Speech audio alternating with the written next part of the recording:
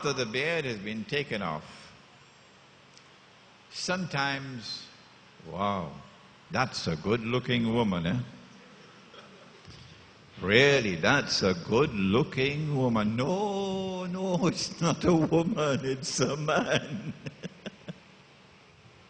Is it happening in the world today?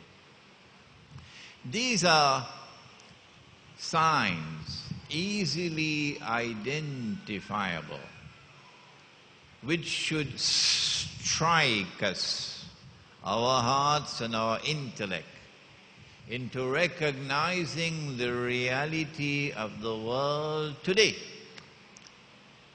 And when once we recognize these signs, that this is the age that Prophet Muhammad alayhi salatu wasalam warned about, then the sensible thing to do is to now apply yourself to the study of the world today, its reality, and that's what we want to do in this retreat. I have spoken slowly.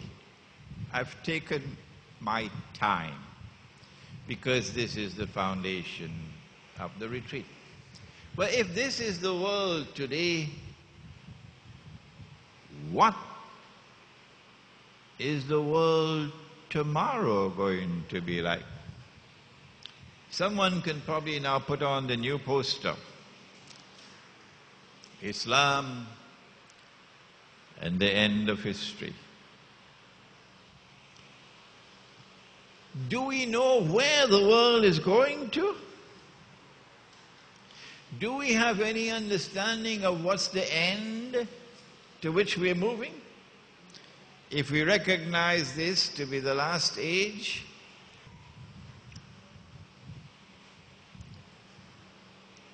it is the function of spirituality to be able to deliver knowledge which otherwise cannot be accessed.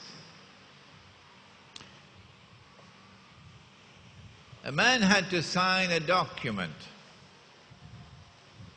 but he didn't have any light with which to see.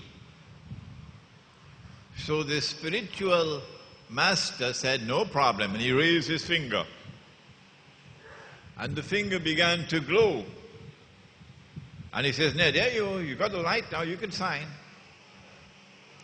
Is that spirituality?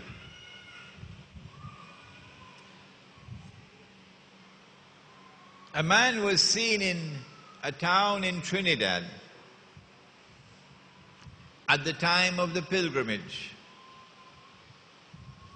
And when the people came back from Mecca, they said, "We saw him in Mecca." But how could he be in Mecca when he was here in Trinidad at the time of the pilgrimage? Can you be in two places at the same time? Is that the essence of spirituality? What is spirituality? A man has been blessed with the capacity to heal. And so people come to him knocking at his door day and night. "Can you do something for me? I'm suffering from this illness or that illness." And he prays and he blows and you're healed. Spiritual healing. Is that the essence of spirituality?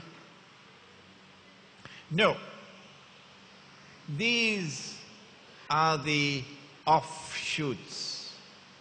What is the essence of spirituality? It is the capacity to see what otherwise cannot be seen. In the Quran there are verses with multiple meanings. The Quran says in Surah An-Nahl,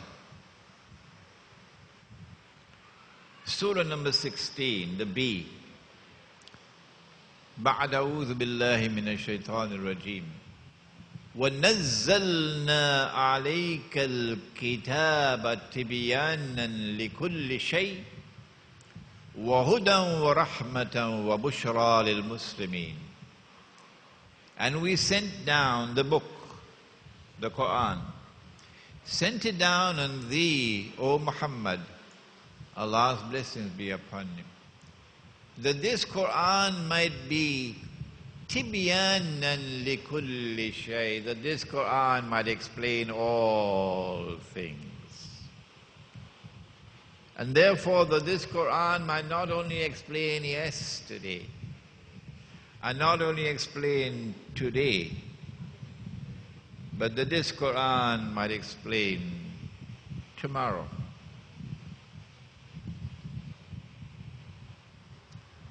But in order that that explanation of tomorrow, which is in the Quran, can be accessed, you need, number one, to have nur, to be able to see with the internal eye. And number two, you got to do your homework. You got to study the subject as a whole, and that subject as a whole is not confined to the Quran. It also includes external world out there. You have to study that changing world out there. And tonight, it's going to be a long day today. And tonight in the masjid, when we take up Surah Al-Kahf and the passage that Sheikh Mustafa recited, and you're of course going to read from your folders the translation and commentary. Allah says that you would find the most learned of all men, the one who has the capacity to understand the world in the age of Dajjal, the false Messiah. Because Surah Al-Kahf of the Quran is the only part of the Quran linked to Dajjal. You would find the most learned of all men, the one with the capacity to penetrate the Quran as it explains tomorrow. You will find him at Majma'ul Bahrain. Majma'ul Bahrain.